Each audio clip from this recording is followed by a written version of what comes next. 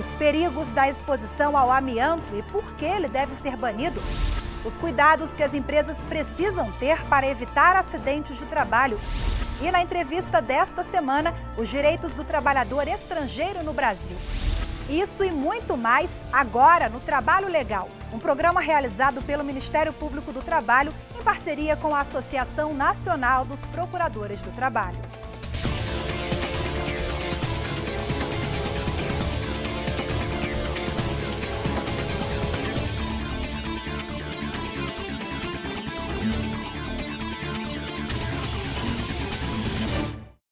Muitos trabalhadores precisam percorrer um longo caminho para chegar até o serviço.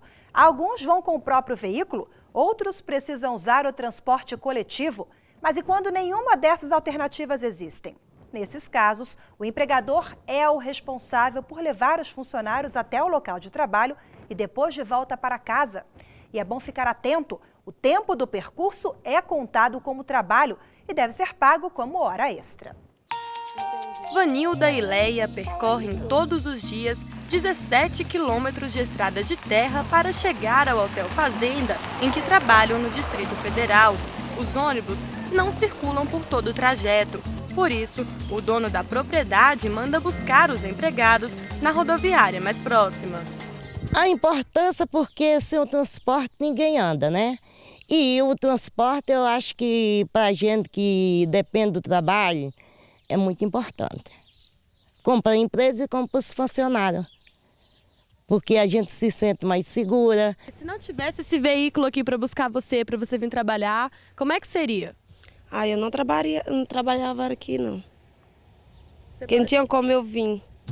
Às 6 da manhã, seu Sebastião já está de pé para buscar os funcionários. Ele conta que o transporte é importante para que exista mão de obra na empresa. O transporte é necessário para a sobrevivência deles, para o trabalho deles, né? Porque sem o transporte, como é que ele iria trabalhar? Assim como eles, muitos empregados precisam percorrer um longo caminho para chegar até o serviço. Por lei, o tempo do trajeto é contado como trabalho. São as chamadas horas in itinere. As horas in itinere são aquelas horas que o trabalhador gasta para chegar na empresa, certo? Se por acaso ele conseguir ir para o trabalho em transporte público, a empresa não tem nenhum ônus. Mas se por acaso a empresa fica num local muito distante e ela precisa mandar um veículo da própria empresa buscar os funcionários, caracterizará dentro do horário de trabalho que a empresa não terá que indenizar nada. Mas tudo que ultrapassar o horário de trabalho será computado como horas extras. As horas in itinere estão previstas no artigo 58 da CLT. O direito foi instituído legalmente quando o artigo foi alterado pela Lei 10.243. Mas muitas vezes esse direito é negligenciado pela empresa. O Ministério Público do Trabalho constatou que os funcionários de uma usina em Alagoas levavam cerca de 40 minutos no trajeto até a empresa, mas o pagamento era de apenas 15 minutos. Por isso, o MPT entrou com ação na Justiça do Trabalho, pedindo que a empresa pague multa no valor de R$4 milhões. O caso ainda não foi julgado pela Justiça.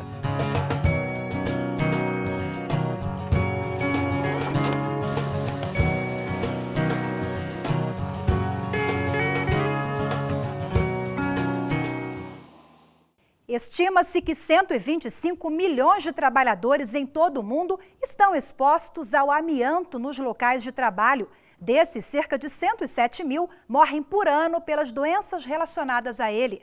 O amianto é um mineral cancerígeno para os seres humanos, segundo as mais importantes academias de ciência e entidades da área de saúde. Campanhas em todo o mundo, apoiadas pela Organização Mundial da Saúde e pela Organização Internacional do Trabalho, buscam o fim da chamada catástrofe sanitária do século XX, tamanha a gravidade do quadro epidêmico das doenças provocadas pelo minério. São muitas as profissões que expõem o trabalhador a riscos diários, mas pior que o perigo é a certeza de que a saúde está sendo prejudicada. Durante anos, empresas que usam o amianto como matéria-prima impuseram essa rotina aos trabalhadores. Hoje a realidade é diferente. O Supremo Tribunal Federal começou a discutir os perigos envolvidos na extração, industrialização e na comercialização do amianto. Foi no início do século XX que os pesquisadores começaram a observar um número significativo de mortes precoces e de problemas pulmonares em regiões de extração do amianto. O primeiro relato de morte por exposição ao mineral foi em 1924, quando as primeiras leis internacionais definiam a asbestose como doença pulmonar relacionada ao trabalho. O amianto é um silicato de magnésio hidratado, ou seja, é um mineral que está presente em 95% da crosta terrestre. Transformações geológicas motivadas por pressão e temperatura do planeta formam fibras, cabelinhos na pedra. É esta parte que interessa aos mineradores. Há mais de um século, o minério é transformado em caixas d'água, telhas, tubulações e milhares de outros produtos. O amianto tem várias utilidades. Não pega fogo, não se destrói, é tão resistente quanto o aço. Utilizando ele, é possível criar milhares de produtos. Mas se o mineral é tão bom assim, por que é considerado um inimigo do homem? O amianto é uma poeira inalada em quantidade que leva a uma doença, vários tipos de doença, na verdade. A mais frequente é a pneumoconiose, que a gente chama asbestose, quando é no caso do amianto. E outras doenças também são relacionadas, por exemplo, à exposição ao amianto, que levam a alguns tipos de câncer. Então, vão desde o câncer de pulmão até o mesotelioma, que é um câncer muito raro que só dá, assim, praticamente em paciente com exposição ao amianto. A maioria das doenças provocadas pelo amianto não tem cura. Algumas delas podem matar a curto prazo e outras vão matando lentamente por asfixia. Pessoas que não manipulam o mineral também podem ser vítimas. O próprio trabalhador, por algum motivo, ele é mais resistente à fibra, ele não desenvolve doença, mas, por exemplo, uma criança que está na casa ou a esposa dele, por exposição às roupas que ele traz da fábrica, eles têm a doença. Hoje em dia, parece que tem tido um controle maior disso, eles não levam mais roupa para casa. Pelo menos é o que se informa, né? É o que é esperado que se faça. O mineral já foi banido em mais de 50 países, mas no Brasil está uma das maiores minas de amianto do mundo. Localizada no município de Minaçu, em Goiás, a mina representa a segunda maior arrecadação de impostos do estado, correspondendo a 30% do seu faturamento bruto. A seguir, a MPT encontra irregularidades em rede de fast food e ainda a adoção de medidas para evitar acidentes de trabalho aumenta a competitividade da empresa no mercado. Não saia daí, a gente volta já.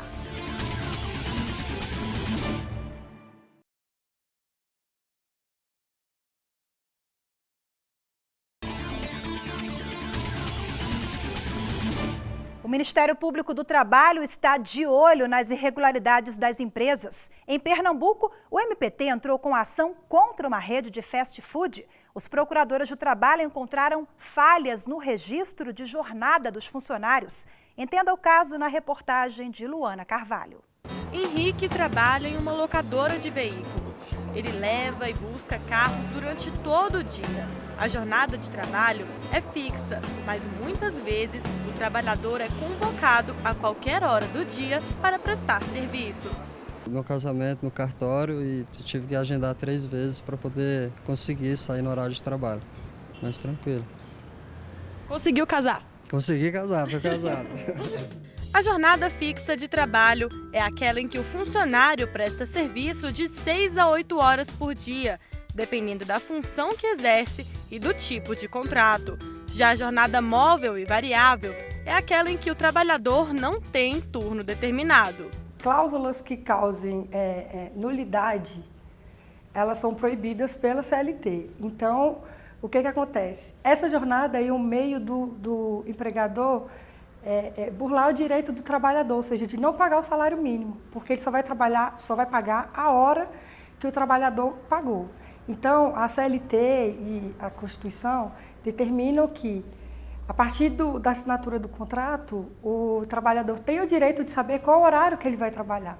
Mas nem sempre as empresas seguem as regras. Em Pernambuco, uma loja afiliada à rede McDonald's contratava os funcionários com jornada variável. Além disso, eles não recebiam um salário mínimo, não tiravam o intervalo e ainda eram obrigados a comer somente o alimento da loja.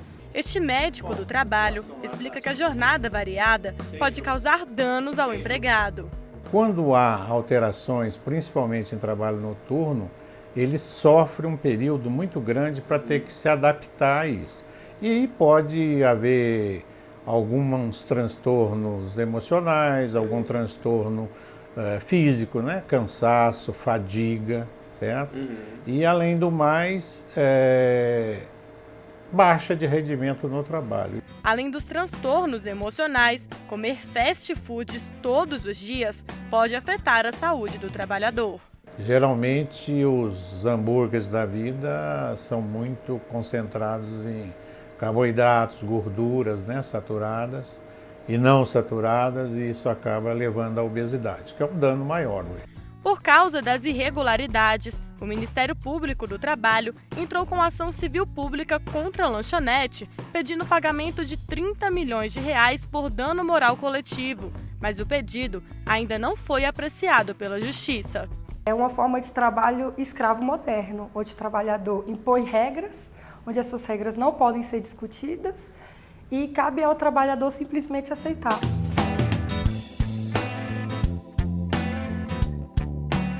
Medidas de segurança do trabalho são indispensáveis para garantir a integridade do trabalhador.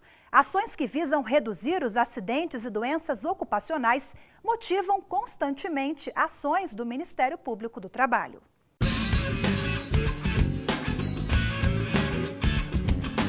Garantir o bem-estar físico, mental e social do trabalhador em seu ambiente de trabalho. Este é o objetivo da segurança no trabalho, dividida basicamente em dois campos. Um deles, o estudo das doenças ocupacionais, causadas pela exposição contínua a agentes nocivos no ambiente de trabalho, como ruídos, vibrações, gases e vapores.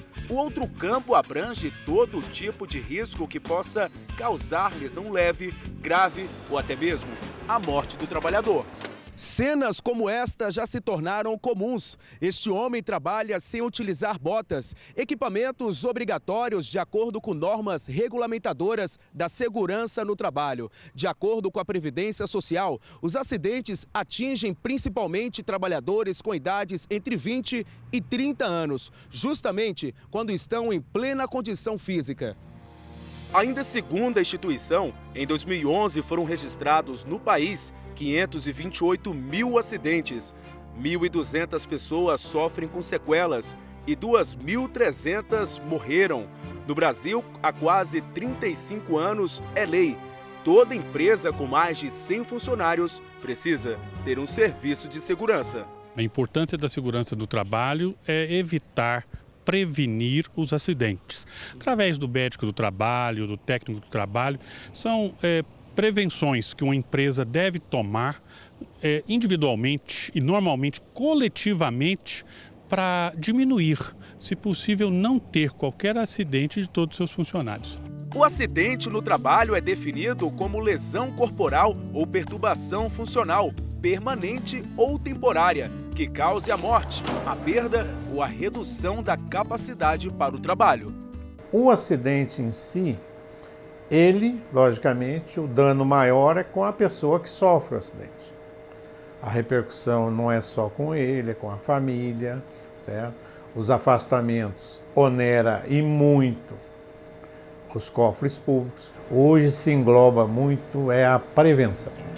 Mas para diminuir o número de acidentes e lesões no trabalho, existe um profissional, um verdadeiro anjo da guarda, o técnico de segurança no trabalho.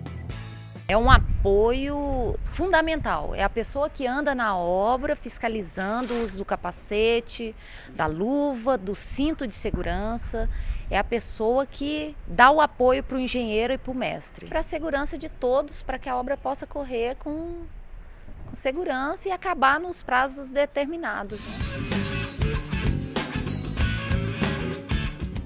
E no próximo bloco, o procurador do Trabalho, Glaucio Araújo de Oliveira, conversa com Márcio Adalto sobre trabalho estrangeiro, tema do 16º Encontro Sul-Brasileiro realizado pelo MPT.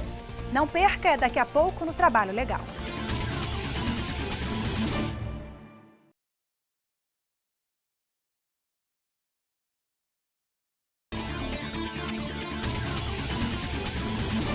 O Trabalho Legal começa hoje uma série de entrevistas direto aqui do Hotel Cataratas, em Foz do Iguaçu, onde está sendo realizado o 16º Encontro Sul-Brasileiro de Procuradores do Trabalho. O tema do encontro é trabalho estrangeiro. E o nosso primeiro entrevistado é o Dr. Glaucio de Araújo Oliveira. Ele é coordenador nacional da CONATPA, Coordenadoria Nacional de Trabalho Portuário e Aquaviário. Muito obrigado, procurador, pela presença do senhor no nosso programa. Doutor, eu já começo perguntando qual que é a realidade, né, hoje do trabalhador estrangeiro no setor portuário. Bem, nós temos a questão das tripulações, né? Empresas internacionais têm o costume de ter tripulação, geralmente de origem filipina, outros países, né, do terceiro mundo. Então são tripulações que têm uma remuneração muito baixa, né? E já estamos detectando que algumas empresas dessas internacionais estão utilizando dessas tripulações empresas nacionais que atuam na nossa costa, e isso afronta o nosso ordenamento legal. E como que ficaria então a pessoa que sai até aqui mesmo do Brasil e tem a sua mão de obra, digamos assim, exportada? Bem, a pessoa, o trabalhador nacional que vai trabalhar, né, em outro país, vamos supor, por exemplo, a situação dos trabalhadores que atuam em cruzeiros, né? Eles estando fora do Brasil, eles vão atender a legislação, né, da empresa, que a empresa determinar, que tiver a bandeira da embarcação, né? Mas aqueles cruzeiros de temporada que permanecem em prazo razoável na nossa costa, nós já temos termos de ajuste de conduta com várias empresas desse setor, em que eles se comprometeram a observar a legislação nacional durante esse período de atuação em águas nacionais.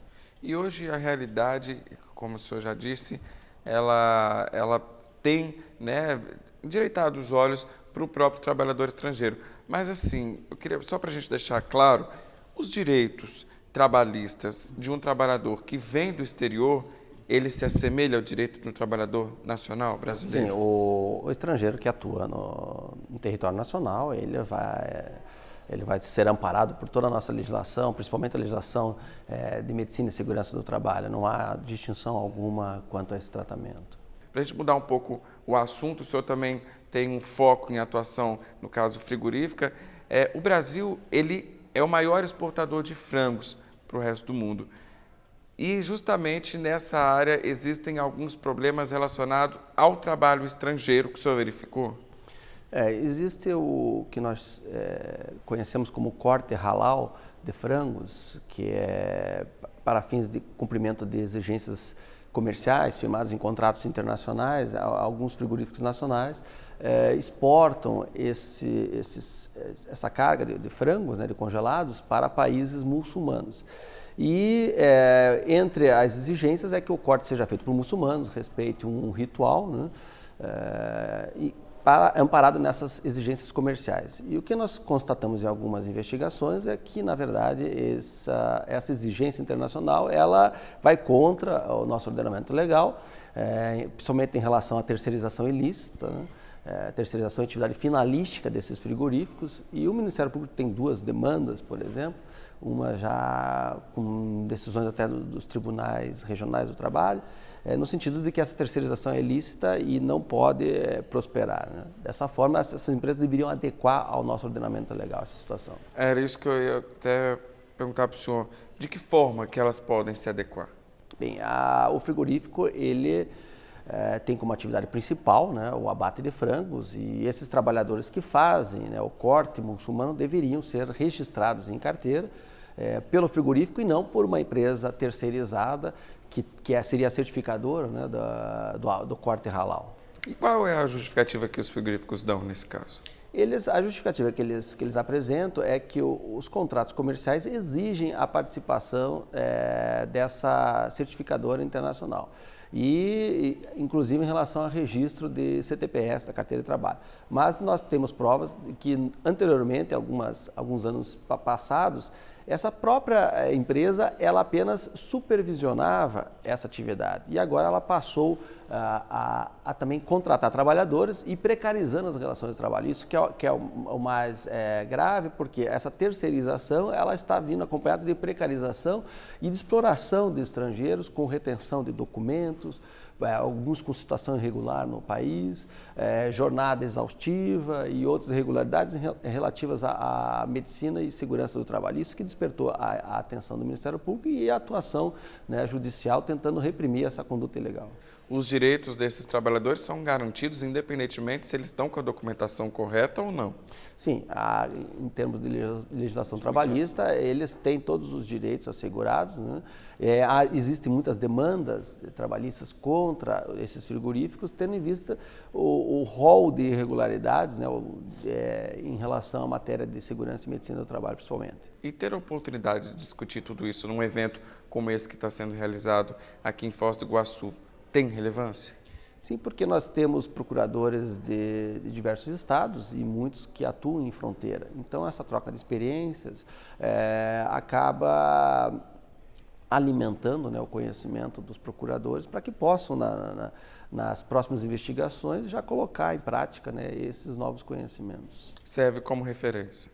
Serve como referência e o local é o melhor, melhor seria impossível, porque nós estamos na tríplice fronteira e aqui em Foz do Iguaçu, na Argentina e no Paraguai, há um intercâmbio, né, de trabalhadores, né, e há uma troca, né, de mão de obra, dependendo da economia, né, percebe-se essa oscilação de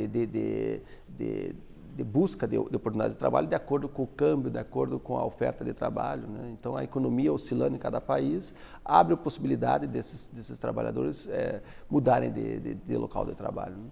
Certo, eu conversei agora com o Dr. Glaucio Araújo de Oliveira, ele que é coordenador da CONATPA, a Coordenadora Nacional de Trabalho do Portuário e Aquaviário. Muito obrigado pela presença do senhor mais uma vez. Eu que agradeço a oportunidade.